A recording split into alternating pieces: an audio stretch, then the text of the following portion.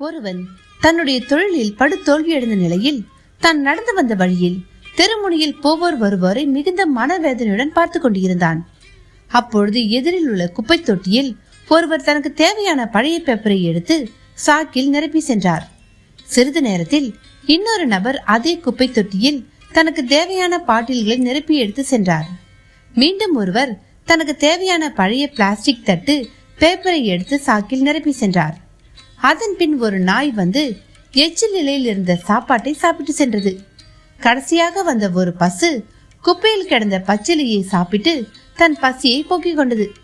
இதை பார்த்த படுதோல்வி அடைந்த அந்த நபர் கூறிய வார்த்தைகள், ஒரு சிறிய குப்பை தொட்டியில் இத்தனை பேர் பிழைத்து வாழ்கிறார்கள் என்றால் இந்த பறந்து விரிந்து கிடக்கும் இவ்வுலகில் நாம் அனைவரும் எப்படியெல்லாம் பிழைத்து வாழலாம் என்று தன் மனதை திறப்படுத்திக் கொண்டு இனி தனக்கு தோல்வியே கிடையாது, இனி வரும் காலங்கள் பொற்காலமே, மிகப்பெரிய வெற்றியே என தன்னம்பிக்கையுடன் தன் பழைய தொழிலை தொடங்க சென்றார்.